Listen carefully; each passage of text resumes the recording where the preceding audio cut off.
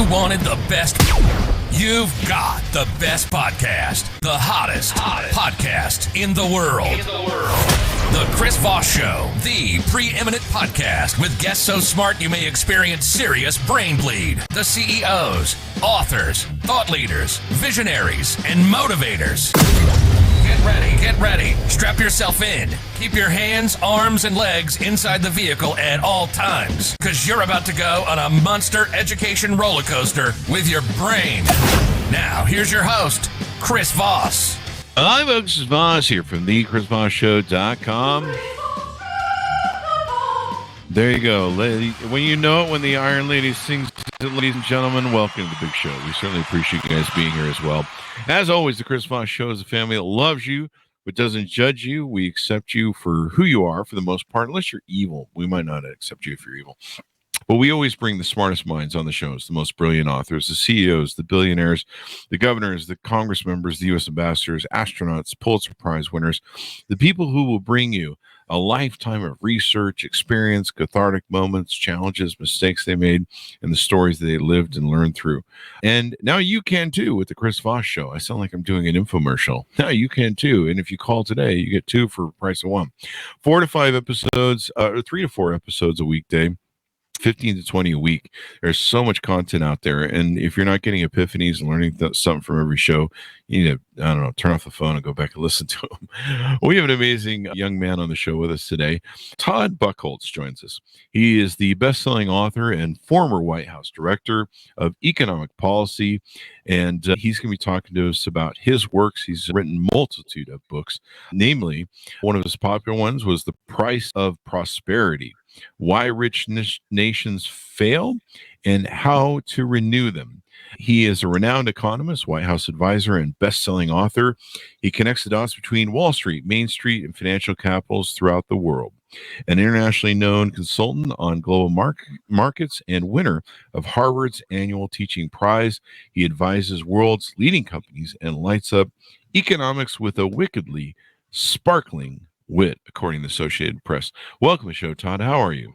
I'm doing just great. I'm doing even better now that you called me a young man. I think we're done for the show. That's great. Yeah, there we go. Reading that's all we need. Yeah, we've reached our pinnacle there. So, Todd, give us your .coms. Where do you want people to find you on the interwebs? They can find me at econtodd.com. That's econtodd.com. Or if you're good at spelling, you can spell out my name, toddbuchholz.com. On X, formerly known as Twitter, it's econtodd. And then later we may be talking about another project I'm working on, and you can go to Glory Ride Musical, and you'll find out more. There you go. Let's lead off with that first, and we'll get that out of the way. Tell us about Glory Ride Musical, your latest work.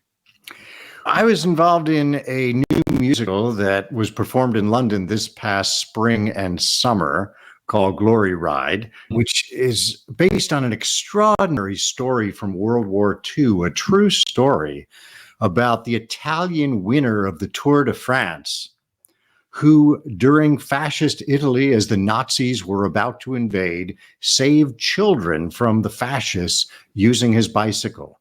Oh, so really? It's an extraordinary true story that is relatively unknown. In fact, the hero of the story, an Italian named Gino Bartoli, was as famous as Muhammad Ali is in the United States. Mm-hmm. And he spent his career riding a bike. He won the Tour de France before World War II. And then after World War II, the oldest guy ever to win the Tour de France.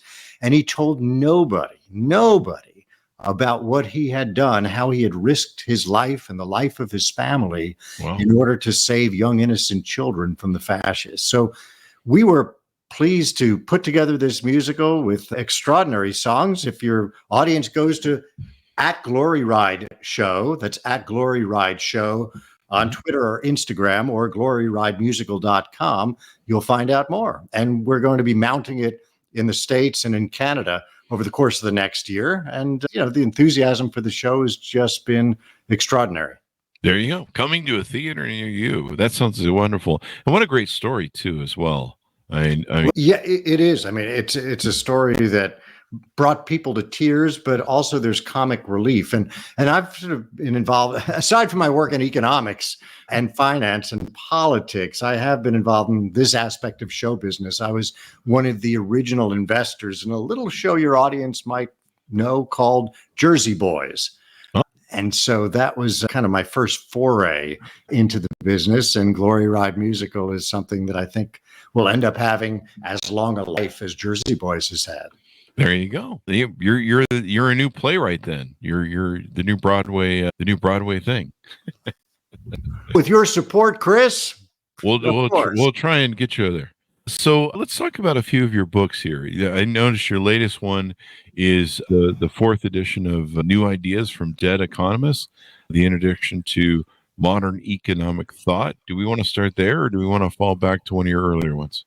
No, that's quite. In fact, that was the first book I wrote.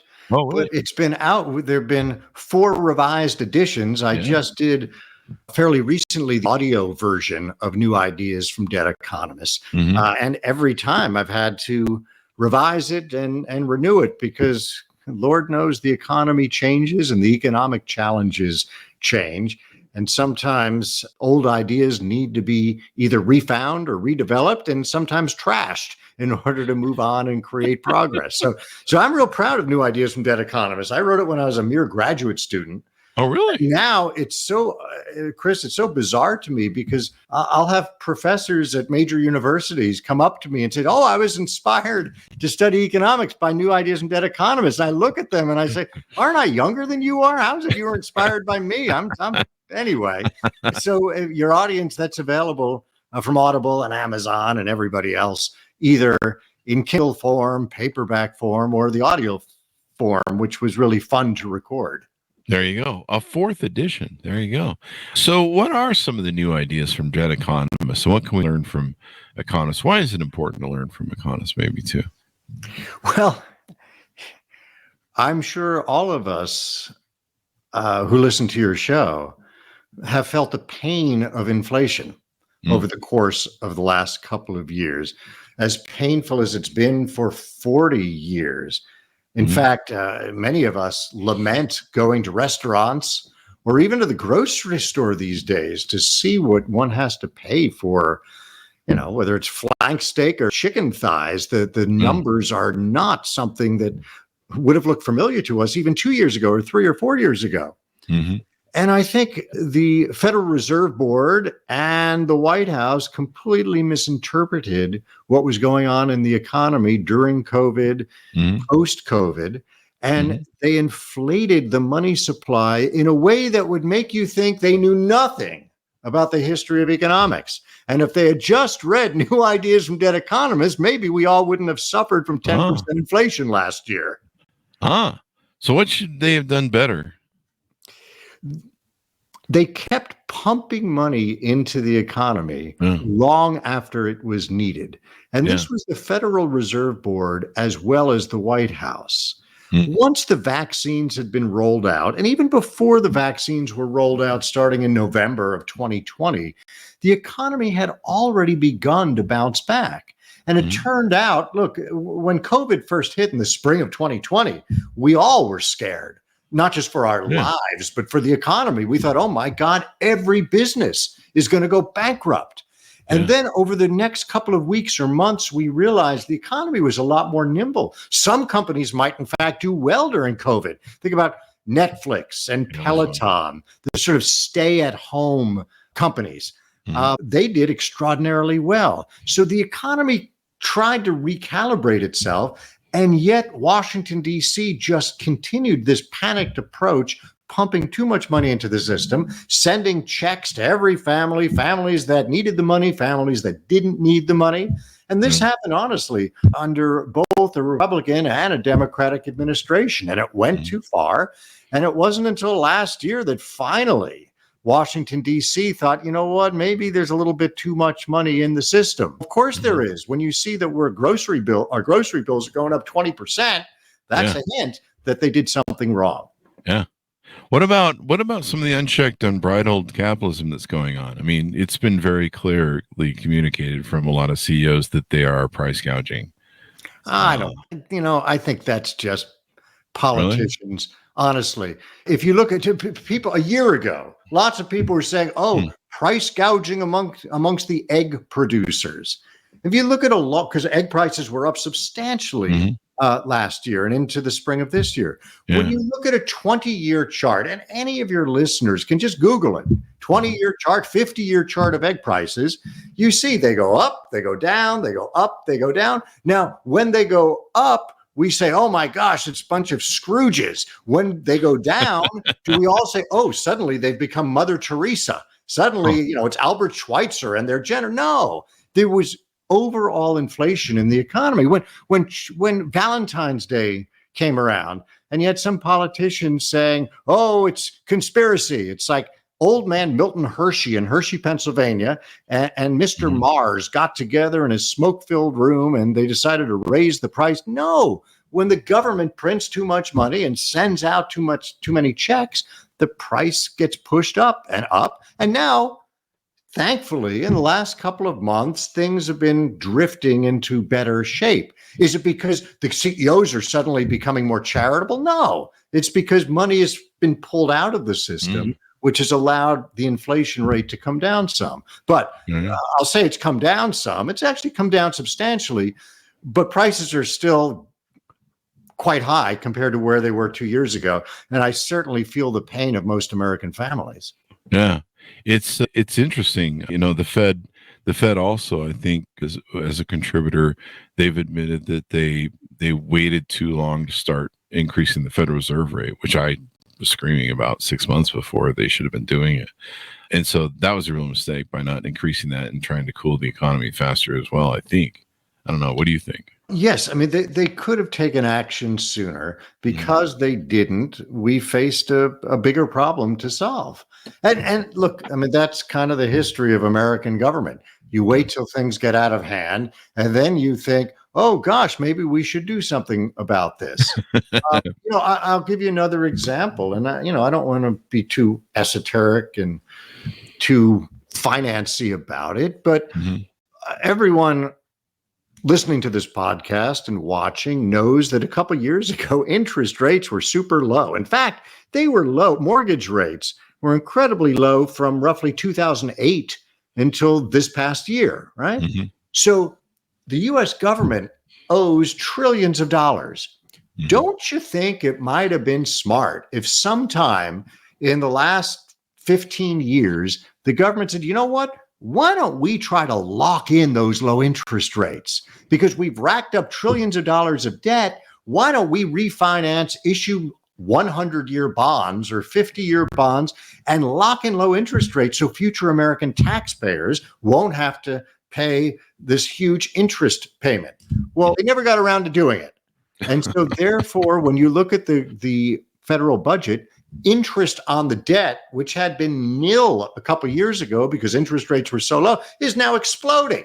Yeah. And so, Winston Churchill had once said, you can always count on the Yanks, the Americans, to do the right thing after they've exhausted every other option. So, we're in the midst of exhausting options, I guess, as opposed to solving problems.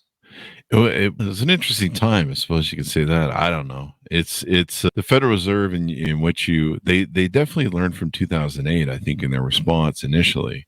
But yeah, I think you're right. They left the bank open too long, and what was those PPE loans? Oh, right. Just the amount of just billions in waste and the way that was distributed was insane. And Chris, I have to be fair about it. When COVID first struck, it was frightening.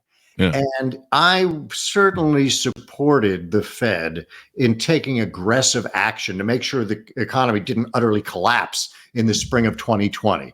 There was great uncertainty and great fear, and it was entirely appropriate for them to get the printing press going. It's just it went on too long when it was very clear to Wall Street and very clear to some other smart people that it wasn't needed. And they just kept going. They fell asleep at the wheel, and the American people, therefore, pay the price every time we walk into the grocery store. There you go. Yeah. It's some people say, are we going to ever get back to normal? And I'm like, I'm pretty sure this is the new normal. I mean, even now, like like we have supply chains that are still mucked up and stuff. Yeah, it's as someone who travels a fair bit, anyone who travels a fair bit certainly laments or curses the price of a bottle of water in the airport, right? Yeah. You go through TSA, oh, God forbid you have, an ounce of water in a bottle, throw it out, you can't, and then you get into the airport and you got to pay $6 or $5 for a bottle of water, right? Yeah. That's the sort of price I'm now seeing in grocery stores, not in the airports. It's as if the entire country has become airport shopping as opposed to, more Main Street shopping. Wouldn't you say though that the airport is basically a tourist trap though with that pricing? Oh, it is. That's a trap now. Yeah. To argue the other side, to be fair, it's expensive to supply things to the airport. You've got to make sure all your deliveries go through security, have security clearances, and so on. But I do think there's a pretty fair profit margin that those stores are able to get. And in some airports, they are or the storefronts are awarded by bidding and, making pledges to have competitive pricing. And in other cases, it's, bureaucratic bungling. And in other places, it's probably bribery to get the friend of the airport authority. His buddy has the snack shop. Yeah, there you go. It's always funny that TSA makes you put away your liquids. And then you're like, wait, but there's liquids on the other side that I can take on the airplane. How does that work? So I don't know. Maybe you're paying extra because those are the safe liquids. I don't know. You like me grew up in an era where we didn't have to do any of this bullshit when you boarded a plane. Oh my! I mean, I used to commute between Washington D.C. and New York City. I'd stay over in the city a couple nights a week, but I'd be back and forth on the shuttle, and sometimes it was the Eastern shuttle. There was the New York Air shuttle a long time ago. There was the Trump shuttle at one point, all these shuttles. But what was in US Air had a shuttle. This is all from LaGuardia Airport. And it was so easy because the Delta shuttle from New York to Washington left every hour on the hour. And the US Air every hour on the half hour. And you didn't even have to decide which airline you were going to take. As you were approaching, depending on traffic from Manhattan to LaGuardia, you could look at your watch and tell the cab driver, oh, it's a quarter after. I can make the shuttle that takes off in 15 minutes. Drop me at US Air or drop me at the shuttle. Because you just breeze through security. Those were the days. I'm sure there were some bad aspects to it, but those were fun. Those were much easier days for commuting. Boy, they sure were nice. I miss them. So let's parlay that into your book, The Price of Prosperity, Why Rich Nations Fail and How to Renew Them, that came out June 7th, 2016. Where do you, as you look at what you wrote in that book, where do you see us now on the potential for us to fail? Are we on that list more so than what you wrote or anticipated in 2016? Where are we on that curve? Yeah, a good question, Chris. I am by nature an optimistic guy. I probably am. Well, I consider myself energetic and optimistic. And I wrote that book, The Price of Prosperity, which you see over that shoulder. And on the cover is a kind of ragged American flag. And the book was written about the forces that were tearing apart the country. And the forces of, bad finance from the government, worries about Medicare and Social Security, worries about people losing their job to international trade, the education system, immigration. And I wrote that book. And I thought at the time, for an optimistic guy, it looks like a kind of downer of a book and a book cover. And surely things can't be so bad. Surely. And now to see the country today substantially more divided than it was even in 2016. And we see, that book was written before there was open shoplifting, before there were riots in American cities, before there were supporters of barbarous Hamas, seemingly taking over American colleges. So it's, America is in a time of struggle. I used to comfort myself by saying nothing is as bad as it would have been in the 60s or 70s in the Vietnam War era, where President Lyndon Johnson in 1968 basically couldn't leave the White House, and he was hounded, and he said, "I'm not going to run again." And I thought nothing we were going through was that bad. And now I really do wonder, with the upcoming election and the divisions in this country, what it will take to stitch back together again this great country. So do you have any thoughts on ways that we can at this point that you want to tease out? Or we need to regain a respect for American history. First of all, American history is not really taught very well, if at all. If at all anymore. In schools these days. Yeah. And I feel that there's an obligation among Americans who are born here, as well as immigrants. I think that if someone wants to immigrate to this country, they should have to study American history. However, as a native-born American, I have to say this: if someone is an immigrant to this country and they have embraced this country, they have just as much right to consider themselves a descendant of the Thanksgiving Pilgrims, just as much right to consider themselves a descendant of George Washington and Thomas Jefferson and John Adams as I do, or as the oldest Yankee, living in Boston. Yeah. Once you're on the team, you're on the team, man. Yeah. Yes, exactly. I mean, Ronald Reagan had said this. He said, the unique thing about America is that if someone moves to France, they're not going to become a Frenchman. It's not in the nature of France and the Republic, but that is in the nature of the U.S. But we've somehow lost that. And we don't expect immigrants to embrace America. We expect them to only fight for their own identity. Yeah. And that's fine to embrace your own identity and take pride in it. We all should. But if you're not going to take pride in a country that saved half the world against Adolf Hitler, if you're not going to take pride in a country that has taught much of the rest of the world democracy, then you are not an American. And I think there needs to be a kind of reciprocal understanding of the country. In The Price of Prosperity, I propose a few things. If you are an American student, and put away immigration for a moment, if you're an American student and you're applying for a loan from the U.S. government in order to go to college, and I hope you pick a college that really gives an education as opposed to indoctrination.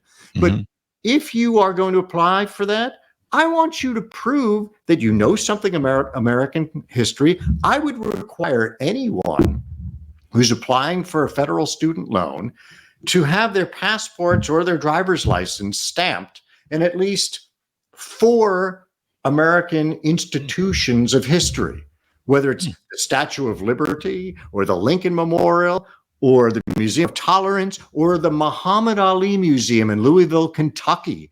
That does a wonderful job teaching about civil rights. But if you can't bother, and people say, "Oh, that would be expensive. How can you expect someone to get on the Greyhound bus?" We can create foundations to support students to go from one American monument to another. But if you can't be bothered with that, then I, as a taxpayer, can't be bothered with supporting your, quote, higher education. Yeah. If I could have $1 for anybody who seems to want to quote me the Constitution online or in person, in the Constitution it says, it seems like the people who always say that are the people who've never read the Constitution, because if you pull out your copy that you keep around you like I do, you're like, where's that in here? I don't remember reading this. It's just astounding how many people have never read the. No, it's true. It's true. Probably most people in Congress. Yeah. I mean, you might have a constitutional right to be a jerk, but we might need to look a little bit more specifically at the provisions of the Constitution that allow for that.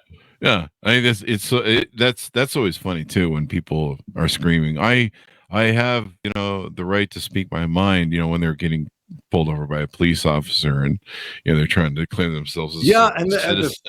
And then the funny thing is, somehow the more they've had to drink, the stronger their constitutional right. Oh, I have a constitutional right. Really? You can't even walk a straight line.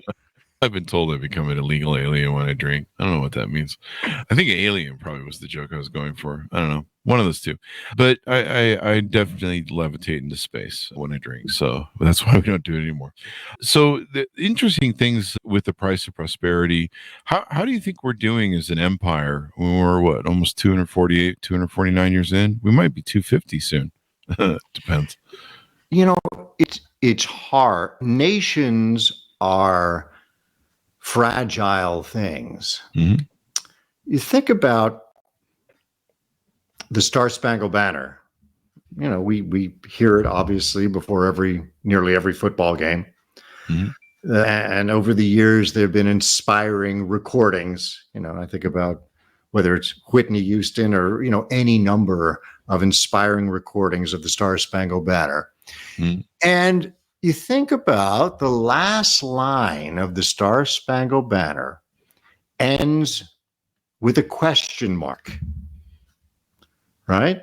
Mm-hmm. Does the flag still wave over the land of the free and the home of the brave? There's a question mark. When Francis Scott Key wrote that, the country was not 250 years old. It was a fragile young thing. And he saw that there had been, for instance, a Republic of Genoa that lasted a couple weeks. There had been other republics that had been established not long before the U.S. that had perished within a year or two. So it was not a rhetorical question. It was a serious question. Mm-hmm. And there have been empires throughout history, of course, the Roman Empire, but more recently, the Habsburg Empire was a powerful empire that ruled Middle Europe and parts of Southern Europe, and it's gone. I've never met a Habsburg. Why? They ended with World War I. Say the Ottoman Empire. The Ottoman Empire controlled the Middle East, North Africa. Never met an Ottoman. I've had my feet on an Ottoman in a hotel lobby, but I've never met it. They're gone. Now, why did they die? And the price of prosperity, I point out, it wasn't because, their economy got weaker. It's not because they had bad weather or an asteroid struck and wiped out Ottomans and dinosaurs. No, it was because there was nothing to stitch that empire together. The Ottoman Empire and the Habsburg Empire were made up of different cultures and different nations. And yes, they would go to war together and serve largely in one army, but the Croats and the Slavs and the Russians and Germans would not have any loyalty to one another. And so my fear is that the United States of America is increasingly slipping away from itself, and the center is not holding. Now, you can ask, do we have to unify? I mean, isn't it possible to have a country that's just very pluralistic, everybody go about their business and not have war with each other? I guess it's possible. When I go to Los Angeles International Airport or JFK Airport or O'Hare Airport in Chicago, I see lots of strangers going this way and that way, catching their flight, going to this terminal and this jetway and gateway and so on. And generally, I don't see fist fights. I don't see war taking place at O'Hare Airport. But it's a bunch of strangers pursuing their own sort of thing. But I don't see a country. And so ask yourself, is it possible for the United States of America to stay together if we have nothing more in common culturally than whoever happens to be passing through JFK or O'Hare at a particular moment? And I don't think, based on history, based on the Ottomans, based on the Romans, based on the Habsburgs, it's possible for us to maintain the United States of America unless there's something that we share in common other than geography. And the country is so big, latitude and longitude, we hardly share geography. Yeah. That's one of the things that I utilize lately in discussions with politics with people. I go, okay, if we're going to talk about politics, we're laying a foundation first. Number one, we're Americans first. We need to agree on that. Number two, you can talk about whatever party you want or whatever ideas you want, but the underlying foundation of our discussions is that we are one people as Americans. So I don't want to hear language like the other and that, and that sort of thing. We need, the language needs to be we as Americans. And it's interesting. It's interesting when I set that up in those conversations, the conversation changes. So maybe we need to have more of those types of discussions where we identify that we are Americans first, and fuck the parties, in my opinion. I think that's right. And look, when I was a kid, and the price of prosperity kind of begins with this.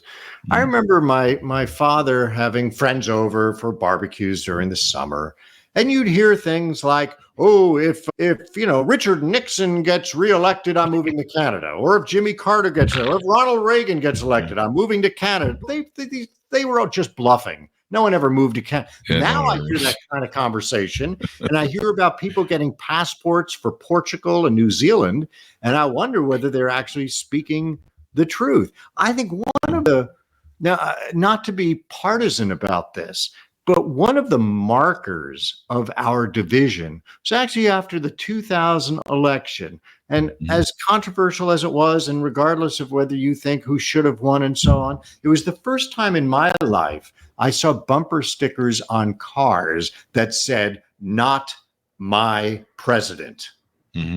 That to me is like an influenza that has now coursed through America's veins, if you will, for the last 23 years. Whenever the opposition party wins, well, that's not my president. It is your president, whether you like him or her or not. You're an American, damn it. It's your president. Yeah. So we'll see. We'll see what happens. And maybe what you've talked about is maybe that's what we really need to do, is get back down to the culture identity of that we're all Americans.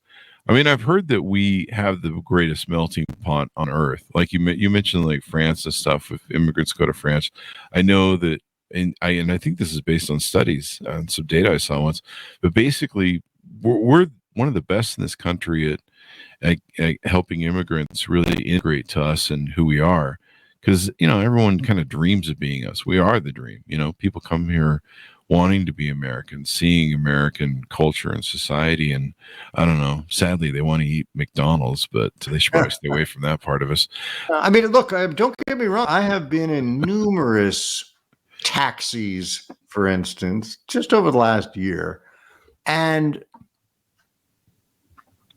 I have heard heartwarming stories of coming to America and embracing America.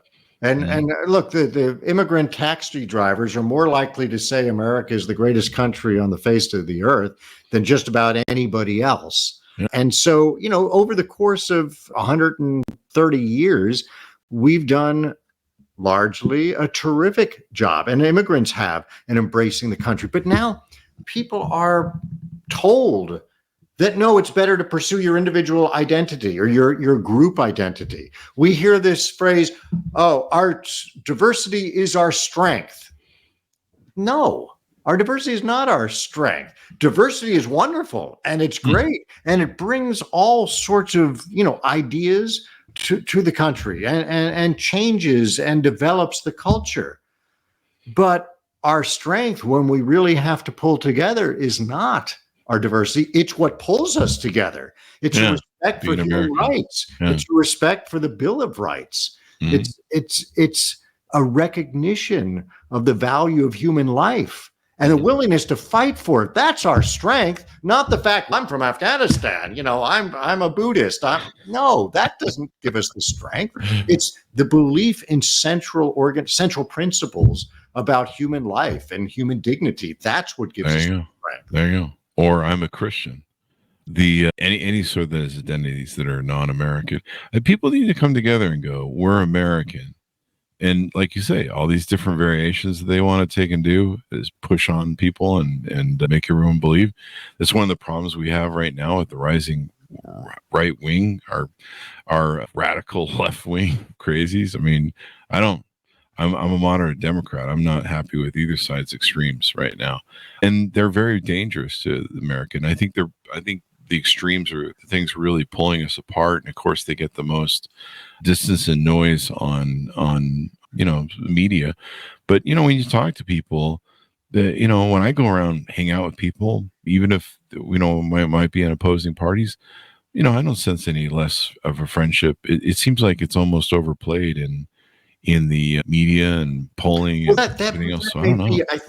I mean, certainly the vast majority of Americans are not infected with the sort of divisions that we've just been discussing. But I think it's one of these situations where it's a matter of what is the proportion. And look at it this way. You could live in a community where 99.5% of people are law abiding, and it's probably going to be a quite safe place. And you could live in a neighborhood or a place where 90% are law abiding, and a minority, only 10% are not law abiding. But if you've got 10% of your neighbors are criminals, that's going to feel like a really perilous place. Yeah. So I think, yes, of course, the overwhelming majority of Americans are not, sowing this division and this acid. But I think that number has gotten bigger. It's still in the single digits, but it's no longer 1%. And I don't think that university professors have made a positive contribution towards, towards keeping in check that sort of acidity. Yeah. What was the thought I had? The pulling away from it seems like social media seems to be one big thing that's destroying us. If anything is probably going to destroy us, it's going to be social media, I think, because the most insane, the most radical people seem to get the most amplification, and those people, it's either our way or the highway. It used to be before Newt Gingrich came to Congress, with Tip O'Neill and stuff. There was more bipartisan working together, and it wasn't so much the my way or the highway sort of thing, and you do it or else. And since then, we've seen, not only the toxicity that you brought, but you've seen the just the log jams in Congress where they can't do anything because, God forbid, they should give one win to the other party. I think, look, you mentioned social media, which is a perfect time to remind people I'm on Twitter at Econ Todd. And Glory Ride, the musical, is Glory Ride Show on Instagram. So beyond Econ Todd and Glory Ride Show, the divisions are there. But here's, I think, what's happened that's been so terrible, frankly, for society. It used to be that a Republican would look at a Democrat and say, "Oh my gosh, how naive and stupid you are." And a Democrat would look at a Republican and say, "You're just stupid. You just need to think through things and don't just repeat what you." Yeah, it's a plague of stupidity. That's what we thought the other party was infected with. Now, Democrats will look at Republicans and say, "The problem with you, you're evil." And and vice versa. The problem with the other party is not that they're stupid and naive and uneducated. You're downright evil and trying to destroy me and destroy everything good in human life. Yeah, you bring up a good point. I think that's what a lot of people. Yeah, and we don't see each other as, like I said, Americans on the same team anymore. We're just, we're a team. Whatever. And it's kind of sad too. It seems like more and more we've turned in, I don't know, maybe it was always this way because I didn't live forever, but maybe it was more this way where, people could see through the divisions and always come together, for a lot of things. We've always come together for a lot of things, but you see where we're so far apart, I think, just thinking out loud, when, Richard Nixon and Jack Kennedy were actually friends. They'd been colleagues in the Senate, and obviously they were very different personalities, but they generally had a friendly relationship. And there've been other rivals. You mentioned Tip O'Neill and Ronald Reagan. I think the experience of World War II was leveling for that generation of American men and women, because they all had to fight, and we can have digressions about you were in the infantry on the front line, whereas you got to write press. I mean, but basically, American men and women lost their freedoms in daily life in order to defend the country, and I think that was a leveling. and everyone in Congress would respect. Okay, I disagree with you because either you're a liberal or a conservative, but I know when Uncle Sam needed you that you were in that submarine, or you were holding up that flag in the infantry. And that's not, we haven't, obviously the Vietnam War in the 60s and early 70s could have been some sort of leveling, but it was prosecuted and managed so incompetently and seen so bitterly that I think that undermined any sense of that. And I think the shared experience, helped the nation stay stitched together in the post-World War II era. There you go. There you go. So any final thoughts as we go out and pitch us out on your current works and what's going on next? I don't think we should end on, necessarily always a pessimistic note. I mean, the fact is there are extraordinary things and extraordinary good things going on in this country. Just take life expectancy. Clint Eastwood is directing another movie. He's 93 years old. William Shatner took a spaceship into space at age 90. All sorts of almost magical things are taking place. And so we do have the opportunity for American prosperity and for a better American life. And let's hope, maybe we follow some of the recommendations in The Price of Prosperity, we can get to that time. Definitely. We can get to a better place. And I would like us all to start seeing each other as Americans and quit. We need to quit playing the team thing. And the great debate of America is what makes it so beautiful, the diversity of ideas and, of course, the melting pot of ideas, the fact that we can talk with each other about ideas. We need to get back to that, I think. So some great data there, man. We really appreciate you coming on the show. Thank you very much, Todd. Good, Chris. Good to be with you. There you go. And order up Todd's books wherever fine books are sold. There's the New Ideas from Dead Economists, the Introduction to Modern Economic Thought, as we talked about today, and his other book, The Price of Prosperity, Why Rich Nations Fail and How to Renew Them. And check out his other books. You have quite a few books I'm looking at here. How many are there, Todd? Well, I think there are 8. There's even a novel, a Dan Brown-like novel called The Castro Gene, for those people who don't want the heavy issues but want to be wrapped up in a political thriller. There you go. The Castro Gene. Did you see how we had somebody who's worked in Cuba since like the 80s or 90s that has come out? They found has been a mole this whole time. A Cuban mole. No, I didn't see that. Came across the wire today. It's pretty crazy. I'll have to look that up. Away with it for a long was there an exploding cigar involved? I don't know. I'm still trying to figure out that whole brain wave thing that was going on in Cuba. That's right, I guess it's happened in a few places. So that or someone's taken some mushrooms and I don't know what's going on there. Anyway, thank you very much, Todd, for coming on the show. We really appreciate coming on as well. Good to be with you. Bye now. Thanks so much for tuning in. Go to goodreads.com/Chris Voss, LinkedIn.com/Chris Voss. Be good to each other. Stay safe. We'll see you guys next time. And that should